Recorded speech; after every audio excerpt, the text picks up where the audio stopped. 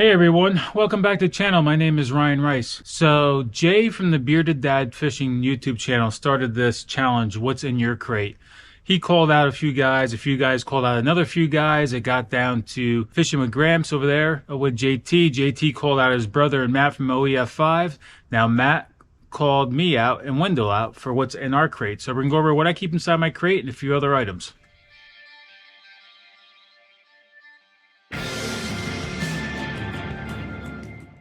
So you can see I have OCD. I like to keep everything organized completely when I'm on the water. Most of the bodies of water I fish are bodies of water I return to over and over and over again. So I don't need to keep a lot of tackle with me. So I know where I'm going to fish for the day, what lures I'm going to take with me. Now, if I am on a new body of water, what I'll do is I'll add an additional Plano box in between all this. It does fit.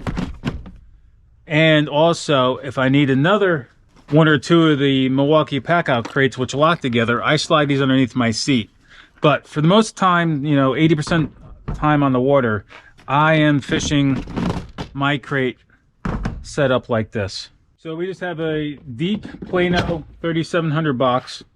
Right now it's empty because what I normally do is I come home all the time. I empty these out, kind of do inventory. And when the day before I go fishing or a couple days before I go fishing, I will restock these with what I want to fish. So this is for all my hard baits. I have a little terminal tackle box from Plano. And inside this terminal tackle box is everything that I use for my Texas rig setup, Ned, shaky head, drop shot, Cinco setup, the wacky rig. Carolina rig, it's all in here. And if you guys know me, I do a lot of soft plastics. So this is my main tackle box because this is what I do the most, is a lot of soft plastic fishing. So this comes with me every time. I also carry a Yeti dry bag. This one keeps my wallet and my keys in it, ibuprofen, fishing license, all the stuff that I want to keep safe when I'm on the water, I put in this bag inside my crate. Obviously, I'm using the Black Pack Pro crate from YakAttack, and the reason why I started out with a milk crate, there's nothing wrong with a milk crate, but when I'm on the water and it's wet, this thing is not 100% completely waterproof, but it's waterproof enough that with this lid, the way it locks over the top, it keeps my gear dry inside.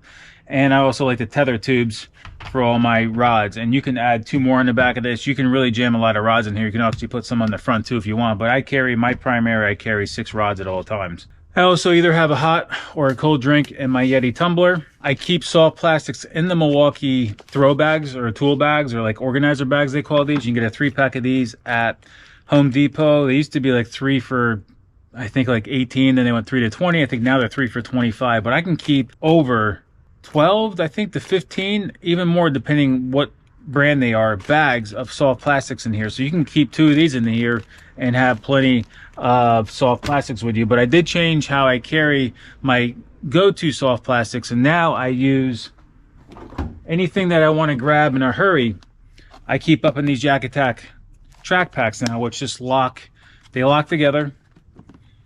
Soft plastics in these, but you can keep other things in the bottom. But I just keep my go-tos in these, and this case just locks onto my kayak with the supplied hardware. I also keep my Pelican case in here, and this keeps my GoPros in here and my batteries, which is a dry box. You can see I just have one of the other ones in there, and my cable for charging my telephone, because I plug my GoPro, my rear GoPro, into the Aqua USB charging port.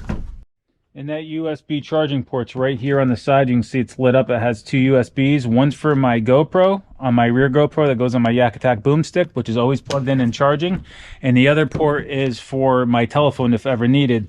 And you can see, I got a video on this. You just drill a hole. I drill a hole through my crate. I just have the thing, the USB charger set up through here. It comes with a lock nut, and I use a Aqua 10-amp-hour battery, and that just stays in here at all times too as well. That's kind of why I like, even though this battery is waterproof, that's why I like this crate, because you can drill the hole in it to mount this. For the most part, it's waterproof. This gets tied down to my kayak. My fishing rods are tethered off inside this Black Pack. So if I do kind of tip or even flip sideways, this pack, as long as I got the the lid lock, which most time I do, especially in rough water, and my fishing rod's tethered, it's going to keep my gear for the most part together. and that's the biggest thing. I do like these track packs now on my kayak for my go-to baits. I can even keep hard baits in here as well. So as you see, I keep this very minimal because I don't need to carry 100 hard baits. I don't need to carry 100 bags of soft plastics. Like I said, if I go to a new body of water, I will throw another Plano box in the crate itself with some additional colors and different baits, and I'll just carry more soft plastics when I go to a new body of water, which fits in between my Milwaukee bags and my track packs now. Dry bag, this Earth Pack 20 liter, I just got from Amazon. I think it was like $18. And then here's where I kind of keep my essentials, and that is I keep a rope in here with a strap in case I need to launch my boat and like push it off and bring it back to me, or tow somebody back to the ramp. In this Milwaukee bag, in my dry bag, I keep spare torpedo prop, another kill switch for the torpedo, a little baggie of the hardware with a shear pin, nylon nut and washer, and I also carry the 17mm prop wrench, and I got this from Innovative Sportsman. He actually sold this whole kit minus the prop wrench. I bought this separate. But he sells this kit with the prop, the kill switch, the magnetic kill switch, and the hardware over there at Innovative Sportsman. That's Trey Leach. It's a good friend of Jeff Little. First aid kit. And you definitely want to always keep these on your kayak, even if it's not for yourself. Bug spray. And a Ziploc, I do carry toilet paper. And I also carry an additional KBF or identifier holder for my catch board on a one that slides over the board itself. So that stays in there. I got scupper plugs just in case I ever need to plug my holes, which I have not ever yet. I got the Rogue pole strap. This will be good when I'm in the Susquehanna River fishing and pulling my kayak around, which I'll just put on the rope as well. I also carry tie wraps. Tie wraps are one of the most handiest things you can keep with you, especially on a kayak. And I also keep a Gerber multi-tool that I got on a really good deal. I was always a big Leatherman fan, but I got the Gerber one this time, which has a whole bunch of tools on it to do any minor repairs. The reason why I got the 20 liter for is because I can add to this. And this just simply straps on the front of my New Canoe Unlimited with a little strap, which if you actually watch my walkthrough video of the New Canoe, you can see where I have this up. I just upgraded the size, and I can keep adding to this. I don't like the gear pod on my New Canoe because when my son comes out with me, it gives him more foot space up front. Now, when my son has his own kayak, maybe in the future I will get the gear pod, but to be honest with you, I kind of like the open deck myself and just strapping this dry bag up there. That's it, guys. I mean, I just keep very minimal stuff with me. I keep the essentials with me. You can see what I have in my black pack.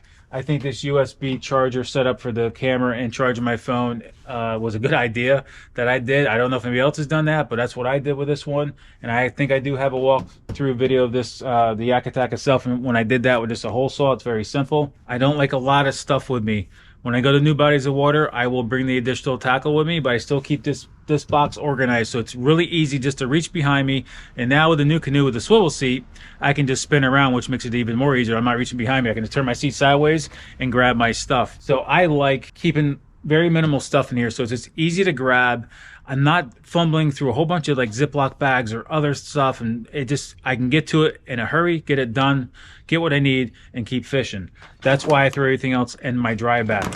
So, you know, with other kayaks like the Hobie PA, you had the front hatch. I used to keep pretty much everything that was in my dry bag here in my front hatch. So if you have a front hatch of a kayak, you can throw all this stuff like I showed you here and then some, whatever you need to carry yourself in your hatch, and keep your box clean and clear. I believe that's the most effective, efficient way to fish on the water, so you're not wasting time finding things. So the two guys I'm calling out for this challenge is Jeff Little over at the Little Stuff YouTube channel, and I'm calling out Brandon Heimericks, if that's how I say your last name right, over at Dust Off Fishing YouTube channel and all his social medias. Brandon does actually a lot of funny things, so go check out his Instagram and all his stuff too at Dust Off Fishing. Both Jeff and Brandon do a lot of great videos. Brandon does a lot of entertaining stuff. Jeff does a lot of informational videos on YouTube and across his social media platform as well. But you guys are called out. What is in your crate? Show the world what you carry on your kayak. I think this was a great challenge to start. This way gives a lot of people out there ideas of how you set yours up. Thanks to you, Jay, for starting this challenge. I think it was a great idea, and it gives everybody an idea how everybody sets up their gear.